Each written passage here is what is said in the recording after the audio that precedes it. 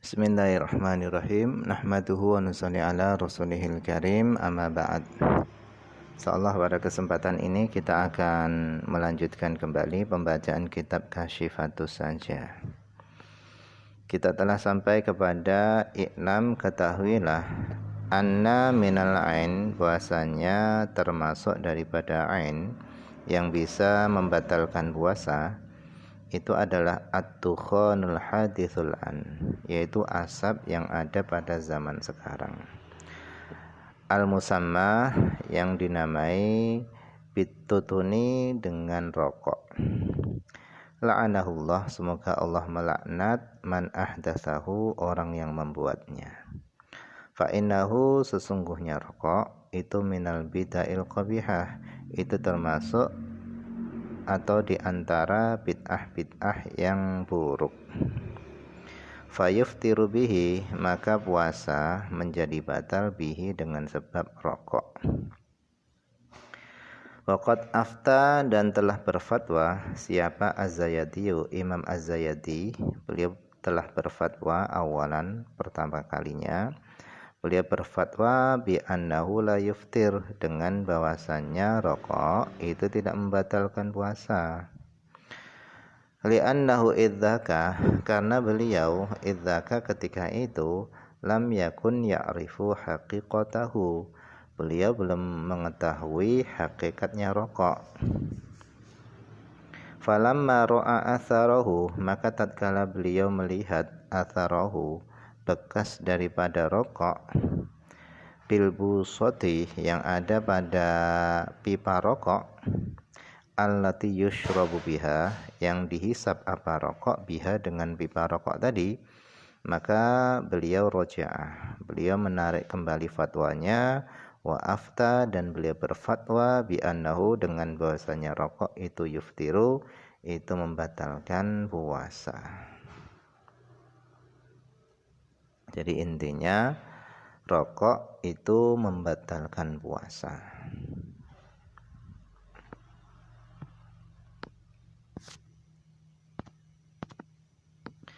Kemudian walau kharajat miq'adatul mabsur, seandainya keluar apa pantatnya orang yang sakit bawasir atau ambeien, pantatnya tadi itu keluar, summa adat, kemudian pantatnya tadi itu kembali, maka lam yuftir, maka hal itu tidak membatalkan puasa.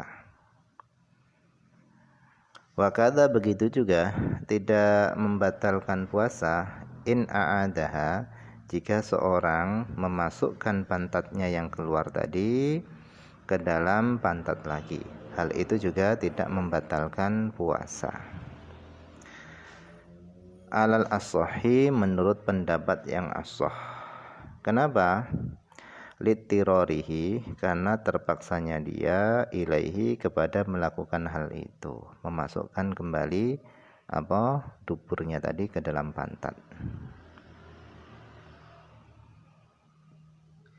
Kemudian walau asbaha, seandainya seorang berada di pagi hari, wa fi famihi, dan pada mulutnya itu khaitun, ada benang, muttasilun, yang nyambung, bijaufihi, dengan bagian dalam perutnya,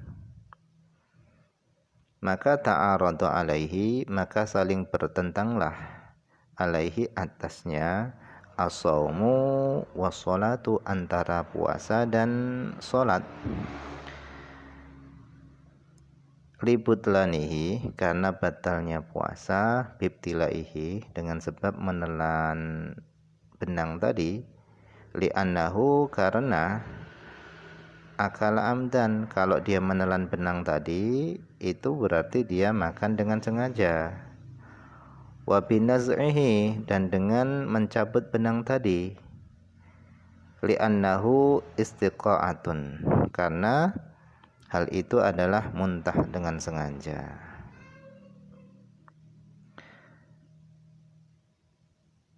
Wa butlanuha, dan batalnya sholat, bibaqaihi dengan tetapnya benang tadi di dalam perutnya. Kenapa hal itu bisa menjadikan batal? Litisolihi, karena nyambungnya benang tadi binajasatil batin dengan najis yang ada di dalam batinnya, yaitu yang ada di dalam perutnya. Jadi orang tadi itu serba salah.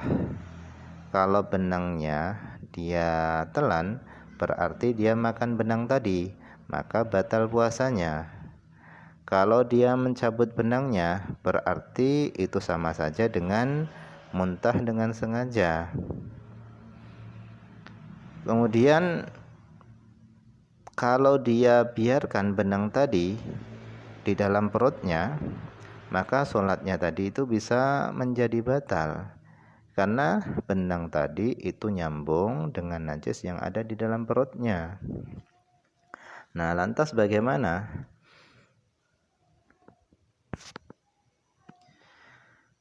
Qala Zarkashiyu, maka berkata Imam Az-Zarkashi, beliau berkata wajib alaihi, wajib ke atasnya naz'uhu, yaitu mencabut benang tadi, awib tilauhu, atau menelannya. Jadi wajib bagi orang yang berpuasa mencabut benangnya atau menelan benangnya. Kenapa? Muhafadzatan ala sholah, karena menjaga ke atas sholat. Lianna hukmaha, karena hukum sholat itu aghladu, itu lebih berat, min hukmi shom, daripada hukum puasa. Kenapa demikian?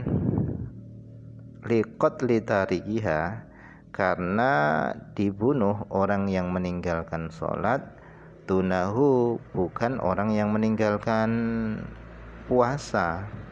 Jadi kalau kata Imam Zarkasi, kalau orang yang sedang dalam keadaan demikian itu, maka wajib baginya mencabut atau menelan benang tadi.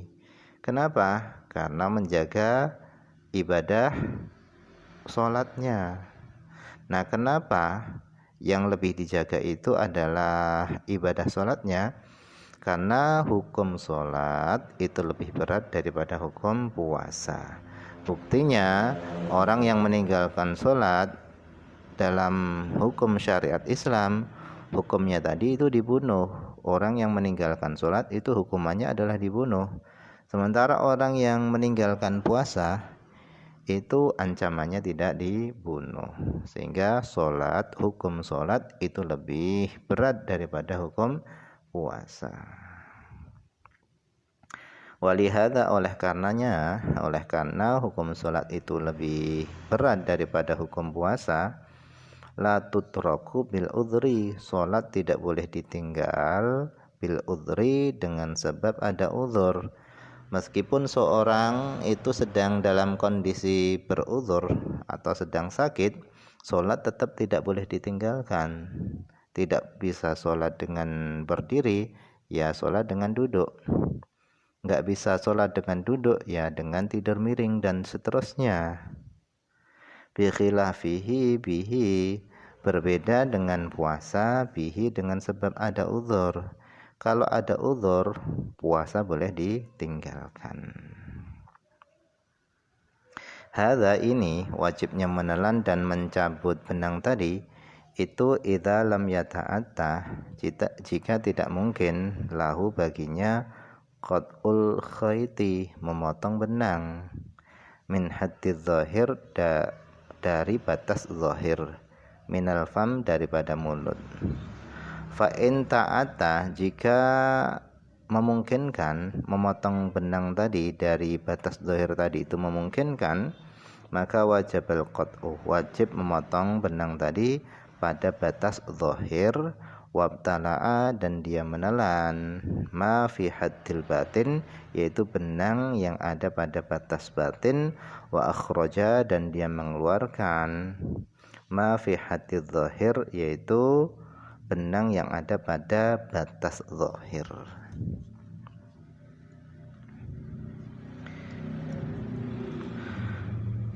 Wa idza ra'a maslahatas shalah, dan apabila dia memperhatikan kemaslahatan sholat, fayambaghi maka hendaknya ayab tali al khayta, hendaknya dia menelan benang, wala yukhrijuhu, dan jangan dia mengeluarkan benang. Kenapa? Li alla yuaddi ila tanjisi famihi, supaya mengeluarkan benang tadi itu tidak menyebabkan kepada menajiskan mulutnya.